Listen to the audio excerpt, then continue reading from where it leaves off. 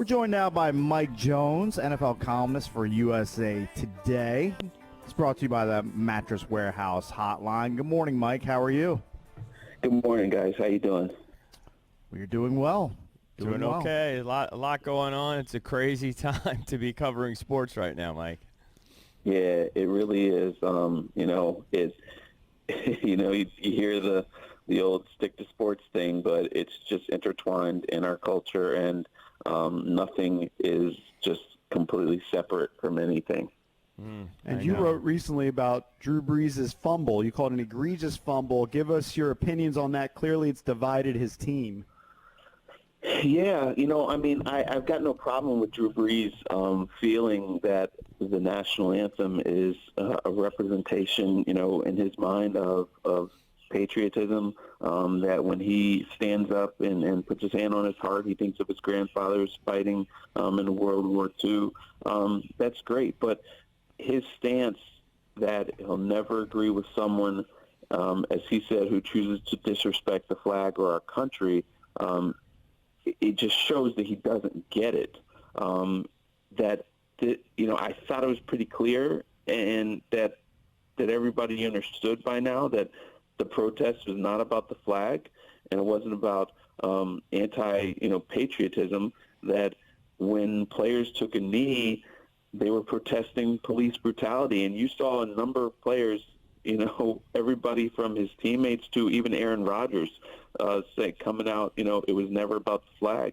And the thing that I just don't get is how Drew Brees could have that stance and make this thing about patriotism when he was in that locker room having conversations with teammates, and the weekend after President Trump called, NFL players SOBs, Drew Brees was one of the guys who took a knee along with teammates to show solidarity and to show that they were unified, and that this thing wasn't about the flag and wasn't about being anti-American, that it was about something else, and fighting systematic oppression, fighting racism.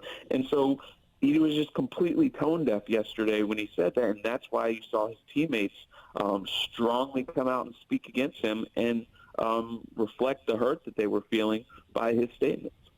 And it looks like he has reached out to some teammates, because you write about it in the article, and I watched the video of Malcolm Jenkins, which is very powerful. Jenkins put out a couple of videos, I guess deleted the first one after he spoke with Brees, correct? Yeah, exactly. But then he went out and did the second one afterwards, and he said, "Look, you're my teammate, but I can't let this slide." So even though he had conversations with them, I don't know what he said in there, but I know that Brees had another follow-up with ESPN and he almost kind of doubled down in his statement rather than trying to find a way to smooth things over. And so, you saw a number of players, like you said, you watched the Malcolm Jenkins video, a number of players spoke out against him and then unfollowed him on social media. And so now there's going to be a lot of work that he's going to have to do to fix this rift once they all come back together for the first time, probably at training camp. Mike, in my opinion, the real damning quotes are the ones from Aaron Rodgers, because I don't think Aaron Rodgers really goes out of his way to talk to the media. I'm sure he fulfills his commitments and he does what he has to do, but I don't think he really wants to talk to the media unless he has to. So he wanted to talk to the media about Drew Brees and what he said. Yeah, well, I think that we're seeing Aaron Rodgers take a more vocal role as he gets, at a later stage in his career there.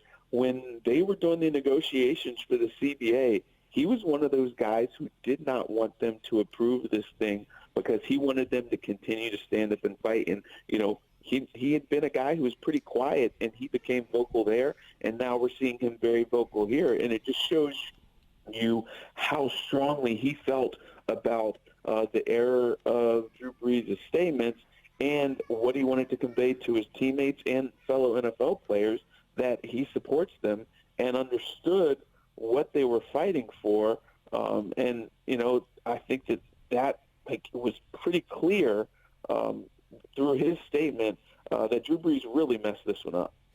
Talking to Mike Jones from USA Today, whose opinion piece is Drew Brees' egregious fumble could fracture relationships, threaten Saints' cohesion. On a different note, can you explain to me the fascination with Taysom Hill as a quarterback full-time. I've looked at his game log. He's never had more than one completion, and yet they seem to be committed to him being the quarterback of the future. He's never had more than one completion in a game. Yeah, it's very odd. I think he's got 7 pass completions for his career. There was a reason why they went with Teddy Bridgewater last year when Drew Brees got hurt. And Teddy Bridgewater was, 5-0? And Taysom Hill is a gadget guy. They gave him more money this year, but there was also a reason why they signed Jameis Winston.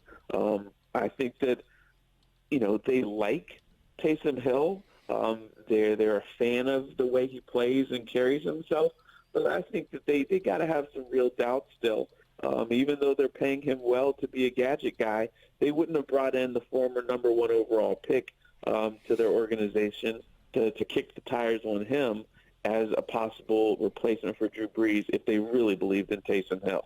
Yeah, Taysom Hill, you're right, gadget guy, and he's been effective, at times. But even during that Teddy Bridgewater stint, when you could have given Taysom Hill more work as a passer, they didn't. No. Yeah, exactly. And so that's why I don't believe anything they say, because I'm looking at what they do. Outside of paying him well, nothing else says to me that you think this is the quarterback of the future. Because, again, like you said, they would have integrated him into the game plan more. And if they really thought that he was the guy, maybe they would have started him over Bridgewater. But no, they didn't. And, 7 pass completions for your career isn't enough to say that, okay, I believe in this guy here. He's fun to watch play. He goes all out and everything like that, but he's got his limitations. We're joined by Mike Jones from USA Today. Give him a follow on Twitter @ByMikeJones. That NFC South should be pretty entertaining this year with Tom Brady in Tampa Bay.